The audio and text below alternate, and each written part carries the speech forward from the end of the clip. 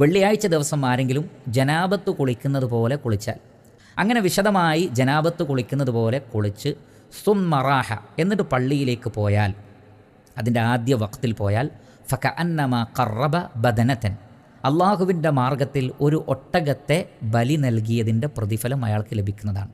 എന്ന് പറഞ്ഞാൽ ഒരു ഒട്ടകത്തെ അറുത്ത് മിസ്കീനുകൾക്ക്, പാവപ്പെട്ട ആളുകൾക്ക് സദക്ക നൽകിയാൽ എത്രമാത്രം പ്രതിഫലമുണ്ടാകും, അത്രയും പ്രതിഫലമുണ്ടാകും വെള്ളിയാഴ്ച ദിവസം നന്നായി കുളിച്ചതിന് ശേഷം ഒരാൾ നേരത്തെ തന്നെ പള്ളിയിലേക്ക് പോയാൽ.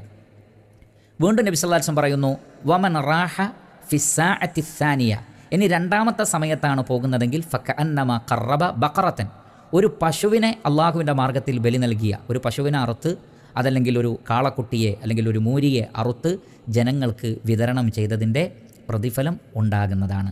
വമൻ റാഹ ഫിസ്സാഅത്തി സാലിസ, ഇനി മൂന്നാമത്തെ സമയത്താണ് പള്ളിയിലേക്ക് പോകുന്നതെങ്കിൽ ഫകഅന്നമ ഖറബ കബ്ശൻ അഖറൻ, നല്ല കൊമ്പുള്ള ഭംഗിയുള്ള ഒരു ആടിനെ അള്ളാഹുവിൻ്റെ മാർഗത്തിൽ ബലി നൽകി പാവങ്ങൾക്ക് നൽകിയതിൻ്റെ പ്രതിഫലം ലഭിക്കുന്നതാണ്.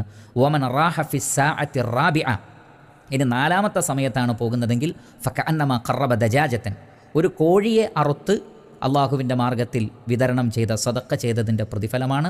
വമൻ ഖറബ ഫിസ്സാഅത്തിൽ ഖാമിസ, ഇനി അഞ്ചാമത്തെ സമയത്ത് ആണ് പോകുന്നതെങ്കിൽ ഫകഅന്നമ ഖറബ ബൈളത്തൻ, ഒരു കോഴിമുട്ട അള്ളാഹുവിൻ്റെ മാർഗത്തിൽ സദക്കയായി നൽകിയതിൻ്റെ പ്രതിഫലം ലഭിക്കുന്നതാണ്. അപ്പോൾ ജുമഅ നടക്കുന്നതിന് മുമ്പുള്ള പ്രധാനപ്പെട്ട 5 സമയങ്ങളാണ് നബി സല്ലല്ലാഹു അലൈഹി വസല്ലം പറഞ്ഞത്.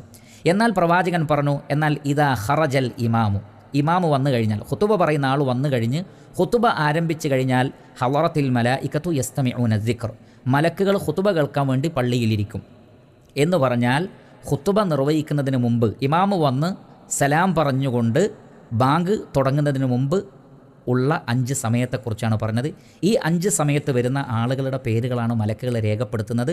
അങ്ങനെ ഓരോരുത്തരും വരുന്ന സമയത്തിൻ്റെ ആ ഒരു പ്രത്യേകത അനുസരിച്ച് ആരാണോ ആദ്യം വരുന്നത് അവരെ മലക്കുകൾ പ്രത്യേകം രേഖപ്പെടുത്തും. കാരണം ആദ്യം വരുന്ന ആൾക്ക് ഒരു ഒട്ടകത്തെ ബലി നൽകിയതിൻ്റെ പ്രതിഫലമാണ്, രണ്ടാമത്തെ ആൾക്ക് പശുവിനെ, മൂന്നാമത്തെ ആൾക്ക് ആടിനെ, നാലാമത്തെ ആൾക്ക് കോഴി, അഞ്ചാമത്തെ ആൾക്ക് ഒരു കോഴിമുട്ട.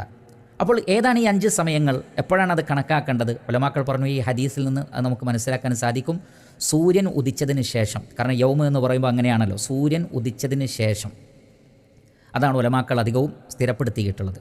സൂര്യൻ ഉദിച്ചതിന് ശേഷം ബാങ്ക് കൊടുക്കുന്നത് വരെയുള്ള സമയത്തെ 5ആയി ഡിവൈഡ് ചെയ്യുക. എത്ര മണിക്കൂറാണോ സൂര്യൻ ഉദിച്ചതിന് ശേഷം ജുമയുടെ ബാങ്ക് കൊടുക്കാനുള്ളത്, അത്രയും സമയത്തെ 5 കൊണ്ട് ഡിവൈഡ് ചെയ്ത് കഴിഞ്ഞാൽ അതിലെ ആദ്യത്തെ സമയമാണ് ഒട്ടകത്തെ അറുത്താൽ ലഭിക്കുന്ന ആ പ്രതിഫലം ലഭിക്കുന്ന സമയം. ആ സമയം അഥവാ നേരത്തെ തന്നെ പോവുക. പിന്നുള്ള രണ്ടാമത്തെ സമയമാണ് പശുവിൻ്റെ കാര്യം പറഞ്ഞത്, അങ്ങനെ കോഴിമുട്ട വരെയുള്ള ആ സമയം. പക്ഷേ ഇത് ഇമാമ് വന്നു കഴിഞ്ഞാൽ അവസാനിക്കുന്നു. അവരുടെ പേരുകൾ പോലും എഴുതി വെക്കുകയില്ല. കാരണം പേരെഴുതുന്ന പുസ്തകം മലക്കുകൾ മടക്കി വെക്കുമെന്ന് ചില ഹദീസിൽ വന്നിട്ടുണ്ട്.